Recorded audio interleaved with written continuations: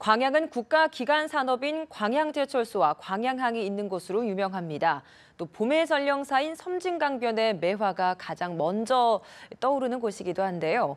오늘 정현복 광양시장과 함께 광양시의 매력에 대해서 이야기를 나눠보도록 하겠습니다. 어서 오십시오. 예. 안녕하십니까. 네, 먼저 멀리서부터 바쁜 걸음 해주신 분 정말 감사드리고요. 네, 먼저 이제 광양 지역하면 대표 명물이 매실 아니겠습니까? 이 부분에 대해서 먼저 좀 소개를 해주시고 구체적인 내용에 대해서 좀 이야기를 이어가 보도록 하겠습니다. 예, 그렇습니다. 우리 광양 매실은 우리 광양의 본고장입니다. 매실의 품질도 최고입니다. 대한민국 소비자 신뢰 대표 브랜드가 선정될 때 우리 시가 2번씩이나 연속해서 선정이 됐습니다. 광양 매실의 역사는 130년 정도 됩니다. 전국 최초로 매실을 집단적으로 식재한 곳이 바로 섬진강변의 매화마을입니다. 네. 이곳에 유명한 홍쌍리 매실 명인이 계십니다. 1990년대부터 매실 제품을 상품화했습니다. 최근 매실 재배가 전국적으로 이렇게 심어지다 보니까 생산량도 늘고 또 매실 가격도 하락이 되고 있습니다만 그래도 우리 광양에서는 매실이 한 200억 정도 소득을 올리고 있는 최고의 효자 종목입니다. 네. 매실하면 사실 뛰어난 양리작용을 가진 것으로 알고 있는데 저도 좀 배탈이 나거나 또 배가 아플 때 이 매실을 자주 이제 원액을 마시라는 그렇습니까? 이야기를 많이 들어서 먹곤 합니다. 예. 실질적으로 매실의 효능이 좀 어느 정도 증명이 된 건가요? 글쎄요, 이게 사실 우리가 어렸을 때만 해도 매실은 가정에서 약으로 썼습니다. 배가 아플 때 할머니나 어머니가 네. 먹도록 한 것이 맞습니다. 그렇죠. 이 동의보감의 매실은 이 갈증과 설사를 멈추고 몸을 활기차게 해준다고 기록되어 있습니다. 특히 매실은 구연산이라는 유기산이 풍부해 피로 해소에 탁월하다고 합니다. 간의 해독을 도와주고 살균력과 면역력이 뛰어납니다. 매실의 좋은 점을 과학적으로 입증하기 위해서 우리 시에서 서울대학교에 매실청 기능 연구 용역을 줘봤습니다. 그 결과 매실청은 달지만 당뇨에도 영향이 없고 식중독을 예방하는 데 효과가 큰 것으로 이렇게 나타났습니다. 네. 시청자 여러분께서도 안심하고 매실을 드셔도 되겠습니다. 네, 이제 좀 본격적인 매실 수확철로 들어섰다고 들었습니다. 매실의 본고장인 만큼 그 명성을 이어가도록 또 노력을 하고 또 그에 대한 소비 확대를 위해서 좀 많은 고민을 하고 계실 것 같은데 어떤 노력을 좀 지금 기울이고 계신가요? 예, 지난 25일부터 사실 매실의 수확기가 시작됐습니다.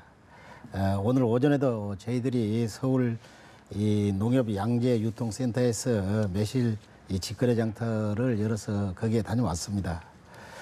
우리 시는 학교와 또 유치원, 어린이집 급식의 매실청을 무료로 공급을 하고 있습니다. 아, 네. 학생들에게 만족도 조사를 해봤더니 94% 이상이 좋다 이렇게 나왔습니다. 그리고 이 매실을 먹인 이후에는 식중독이 한 건도 지금 발생하지를 않고 있습니다. 아, 그래요? 예. 특이한 것은 우리 시에 AI와 구제역이 없습니다.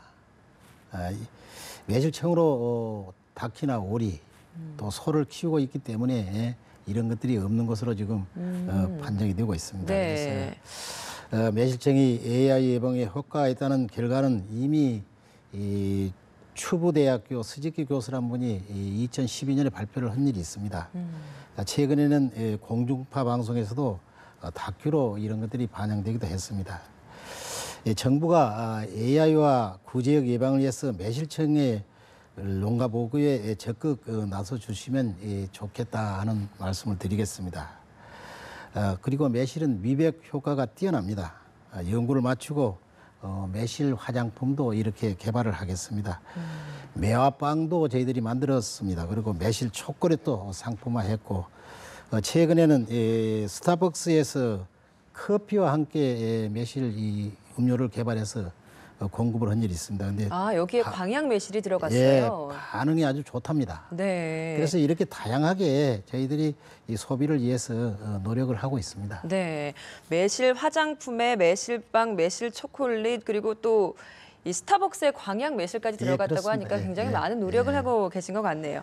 광양시의 시책 중에 좀 눈에 띄는 게 또 하나 있더라고요. 제가 보니까 뭐 어린이 보육재단을 설립을 했다고 하는데 이게 그 전국에서 또 최초라고 하더라고요. 이 부분도 좀 소개를 해주시죠. 예, 그렇습니다. 전국에 최초로 우리 시가 어린이 보육재단을 설립했습니다. 네. 사실 국가적으로 문제가 되고 있는 저출산 문제를 우리 시에서는 아이 키우기가 어렵기 때문이라고 이렇게 보고 있습니다. 이러한 문제를 완벽하게 해결하기 위해서 어린이 보육재단을 만들게 됐습니다.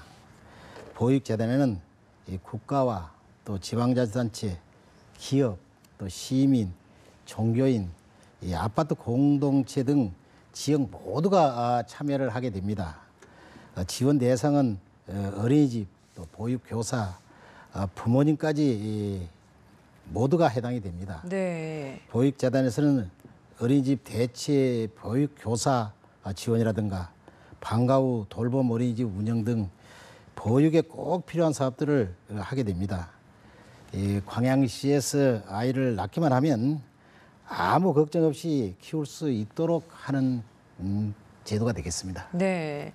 또 이것뿐만이 아니라 출산율을 제고하고 또 아이 키우는 좋은 환경을 만드는 데 좀 많은 노력을 기울인 거 계신 것 같습니다. 제가 좀 더 짚어보니까 유니세프 아동 친화 도시 인증 뭐 이런 관련된 활동도 했다고 해요. 이것도 좀 궁금합니다. 좀 소개를 해주시죠.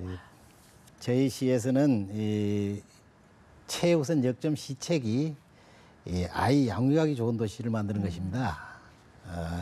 여러 가지 이 지방자치가 할 일이 있지만 이 시책을 가장 최우뜸으로 지금 삼고 네. 시정을 펴고 있습니다.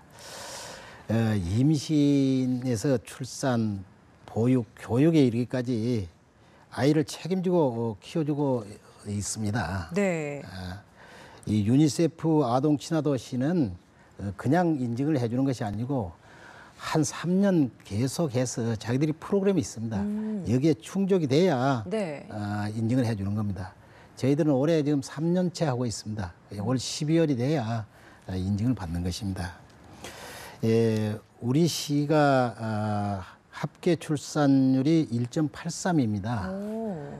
이것은 전국 시단에서는 3위에 해당이 그러니까 됩니다. 굉장히 높은 높습니다. 수준이네요. 출산율을 더 높이기 위해서 지금 신생아 양육비 지원을 최대 2천만 원까지 해주고 있습니다. 그리고 산후 조리 비용도 최대 140만 원 정도 이렇게 지원합니다. 그리고 지금 부모님들이나 이 학부모님들이 지금 이 선호하는 국공립 어린이집도 꾸준하게 확충을 해나가고 있습니다. 그리고 어린이 청소년 특화 도서관도 이제 만들고 있고 특히 이 어린이 테마파크를 조성하고 있습니다. 이러한 모든 시책들의 초점을 아이들에게 맞추고 있는 것입니다. 네. 이렇게 시내에 사는 시민들을 위한 다양한 복지를 준비하고 계신 반면에 또 이제 광양시를 더 크게 성장시키기 위해서 또 다른 부분에서 또 노력을 기울이고 계신 것 같은 면이 있다 한다면 지금 광양하면 포스코 광양제철소 떠오르고요. 그리고 광양항 빼놓을 수 없는 것 같습니다. 그렇습니다. 네, 지금 세계적으로 철강이 공급 과잉 상태이기도 하고 또 광양항 같은 경우에는 답보 상태이다 보니까 국가가 좀 개발 의지를 보여야 이게 좀 더 개발할 수 있지 않을까라는 생각이 드는데 아무래도 새 정부가 들어서다 보니 좀 새로운 개발 호재가 있지 않을까라는 기대도 있을 것 같습니다. 어떻습니까?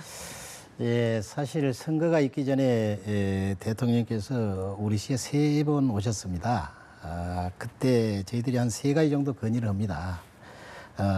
아나운서 말씀대로 조금은 어려운 부분도 없지 않아 있기 때문에 이런 것들을 건의를 한 3가지 했습니다. 첫 번째는 그 광양만권의 첨단 신소재 산업이 육성될 수 있도록 해 주십사 하는 건의를 했습니다.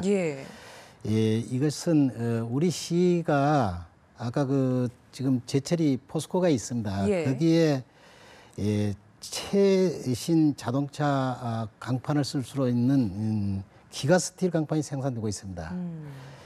그리고 배터리 생산 소재인 리튬도 저희 시에만 생산이 되고 있습니다. 네. 그래서 저희 시에 이 전기 자동차 핵심 부품인 이 음극재의 생산 기지로 육성될 수 있도록 건의를 드린 바 있습니다. 네. 그리고 두 번째는 이 광양항 함안을 좀 확충을 해 주십사 하는 건의를 했습니다.